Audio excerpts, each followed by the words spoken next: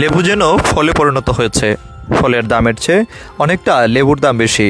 বড় আকারের ভালো মানের একটি লেবুর দাম এখন এক হালি ডিমের দামের সমান। বাজারে এখন মোটামুটি মানের একটি লেবুর দাম কমপক্ষে 20 টাকা, আর আকারে বড় একটি লেবু কিনতে দাম হচ্ছে 40 টাকা। রাজধানীর মোহাম্মদপুর, কৃষি মার্কেট, টাউন হল বাজার ও কারণ বাজার ঘুরে লেবুর দরের এই চিত্র পাওয়া গেছে।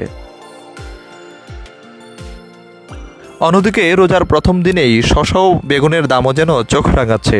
শসা কিনতে হচ্ছে প্রতি কেজি 100 থেকে 120 টাকায়। কমেনি বেগুনের দামও, বরং বেড়েছে। 1 কেজি বেগুন কিনতে ক্রেতাকে 100 থেকে 120 টাকা খরচ করতে হচ্ছে। তবে বাজার ভেদে কোথাও এসব পণ্যের দাম আরও বেশি দামে বিক্রি হচ্ছে। বিক্রেতারা বলছেন পাইকারি বাজার থেকে বেশি দামে কিনতে হচ্ছে তাদের, সঙ্গে পরিবহন খরচ, দোকান ভাড়া ও লাভ রেখে বেশি দামে বিক্রি করতে হচ্ছে। বিক্রেতাদের দাবি, রোজার আগে ও পরে 3 থেকে 4 দিন বেশ কিছু পণ্যের দাম বেড়ে যায়। অনেকে আবার কিছু পণ্য বেশি পরিমাণে কেনার জন্য বাজারে আসেন।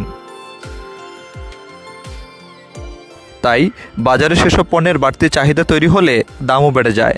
এই সুযোগে কিছু অসাধু ব্যবসায়ী বেশি দামে পণ্য বিক্রি করে। ক্রেতারা বলছেন রমজান মাস শুরু হওয়ার আগেই নিত্য প্রয়োজনীয় বেশিরভাগ পণ্যের দাম বেড়ে যায়। এটি যেন নিয়মে পরিণত হয়েছে।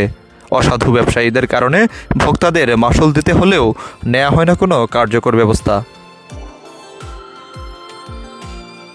Desk report, P news 24।